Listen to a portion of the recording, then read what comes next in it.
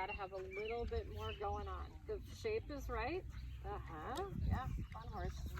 Got to get to this. Oh God, Mom, no way. Come on, pony. Neck down just a little bit more. Be careful that he doesn't get to just swinging his butt out. Just go around the ring. We'll use the long side. Yeah, kick him forward. Say, come on, get there. Get to that point. Get to that point where the hind legs start to swing, the back starts to swing. Neck down just a little bit more. Right. I'm gonna let the neck have more length, so that if the neck is too short, the thing is, if the neck is too short, then the back isn't gonna want to swing. But once you get the back swinging, it's really easy to get the neck shorter. Go a little, yeah, swing a little bit more. Have more, let the shoulders go, let the haunches go. And not only that, it's not only letting them go, it's like kicking them out there and saying, come on, let's let this go a little bit. Yep, and be able to move the neck a little. It's too frozen. The neck is too frozen. Move it around, and then tell the horse to, tell the horse to let go in its body. Stop being such a princess walking around with a book on your head. That's better. Yeah. And the thing is, that swing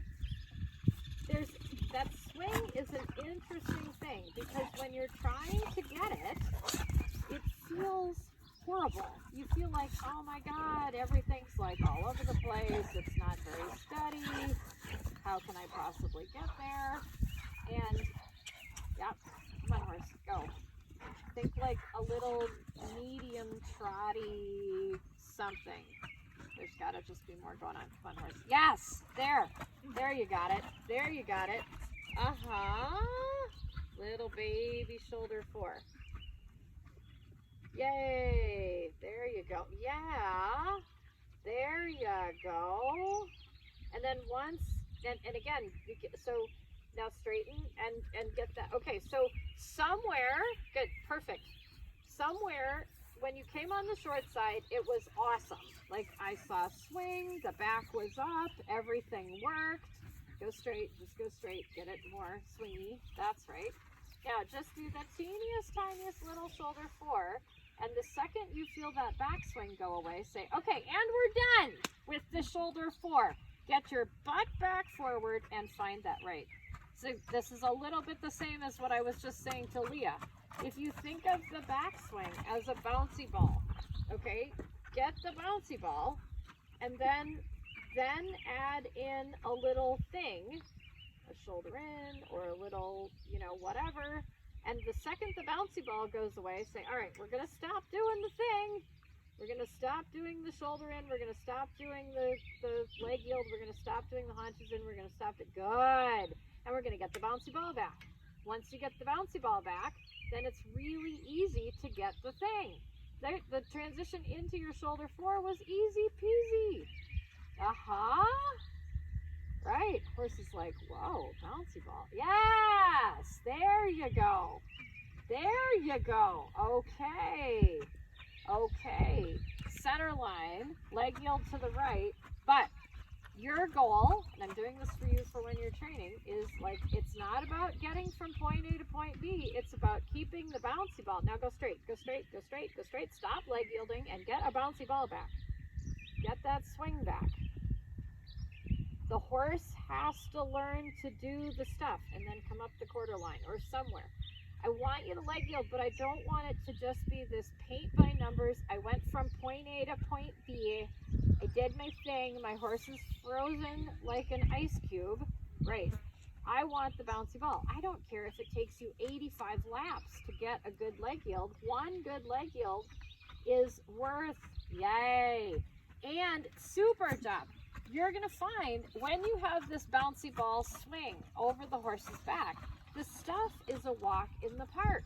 But your horse, just do whatever. Just go straight, turn, circle. I don't care what you do. Get that bouncy ball and then leg yield. Your horse has Keep going. You're doing fine. You're doing fine. This is the same thing I would be doing if I was riding him. Now just go around the ring. Forget the leg yield. Just go around the ring and say, I need a big, swingy, bouncy ball trot.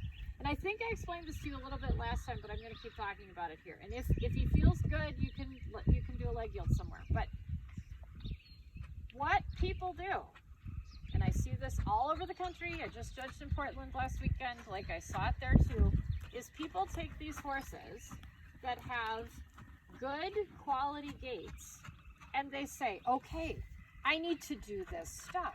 I need to do a shoulder in, I need to do a 10-meter circle, I need to do a haunches in, and they take this horse with this super quality gait and they let the gait deteriorate in order to get the thing done, right? And your horse has too much muscle memory on that. The last time I sat on him at Bev's, I felt the same thing. I'm like, oh yeah, he's so used to, oh, I gotta do the thing, that I'm gonna decrease the quality, right? And what I would write on the bottom of your test, not halfway through this lesson, but at the beginning of when I was teaching you at Bev's, would be, you can't lose the quality of the gait by doing the whatever. You have to keep the quality of the gait, or ideally make it better. Yay, that's pretty. Nice turn. Right. And so every time you feel him, good, you're doing awesome. Every time you feel him say, oh, when you asked me to do, pretty. Hey. There you go. Go across the diagonal. We'll go the other direction. So now you felt, so that leg yield, there was not one loss of gait quality in that leg yield, right? Yeah. Okay. That's how you have to ride. So just even doing your diagonal, the gait can't get worse. And I know every time you go to try to straighten him, every time you try to push him a little more in the corner, he's like, oh, phew, finally a reason for me to decrease the quality. It's not just about, I mean, obviously I want you to go in the corners a little bit, but I get it. If you have to give up a little bit of accuracy or a little bit of steadiness in the angle on the shoulder in, or you have to give up a little bit of whatever to get the gait quality back, do it. Like, right, if you have to trot, if you have to go on the shallow line, I want to see you as the rider. Good job making the decisions as you're going along here to say, uh-oh, I don't like the deterioration of this gait. Fine, canter, I don't care. Right. If your horse says, when you canter here, or cantered by accident, right? I know that you weren't doing that on purpose. If your horse says, Mom, I think I can figure out how to loosen up my back in the canter, great. So do a bunch of canter, whatever. You want your horse, and you have a smart horse. If you can get him to figure out, how do I loosen up my back? Oh, it's easier for me to be doing, to loosen up my back when I'm on a circle, or when I'm in a leg yield, or when I'm in the canter. Fine. Make it easy for him to figure it out. Right, that's it. And put that on the top of your list. Here's how I want this gait to be good. I want him swinging in his back. You're doing a great job. And right, he's gonna have to support that backswing a little bit more with his hind legs. There you go. There you go. Great. Okay, now let's see it in the canter. Let's see what we got in the canter. Yeah, we lost the gait quality in the transition. So just do a big circle. Go back to the trot. Okay, now get the gait quality in the trot. Yeah, so, and just like I said to Leah, do I like the fact that he sat down? Love it. But pirouette canter on a tight back doesn't do me any good. Doesn't do me any good. He's got to be looser in his top line. He's got to let go. Yeah, right. He's got to do the work with his stifles. Better. Come on, buddy. Now keep it in the canter. got to swing. His back has to move. Right. Let his neck be low. If it's easier for him to figure it out when his neck is low, fine. Don't be so worried that he's steady. He'll be steady if he lets go in his back. Better. Right.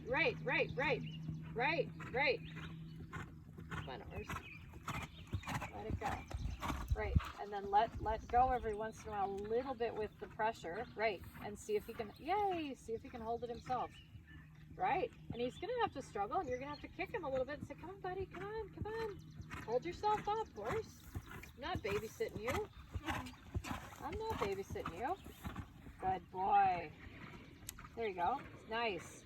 Now, without letting him go, oh, let me tighten my back and trot. See if you can get back to the trot. Take your time. Take your time. Gait quality. Great. See, his muscle memory is, oh, first let me tighten up. Let me go. Swing it out. Good. There his stifles are working. Awesome. Come on, buddy. Tap him a little bit. Say, come on, right hind. Let's do this. Yay. Good. Canter that. Thank you. Now, you can't, right. Come on, buddy. That's right. Tap him. Say, come on. Good girl for letting him out in the front. Well done. Yay. Well done. Right. Love that. Now you're strengthening his stifles. I love it. Yeah, I good. feel the power from You behind. could, right. And what you're feeling for power from behind, when you watch it on the video, you're going to be like, okay, he looks good. He looks like he's working about 1/10 of his capability.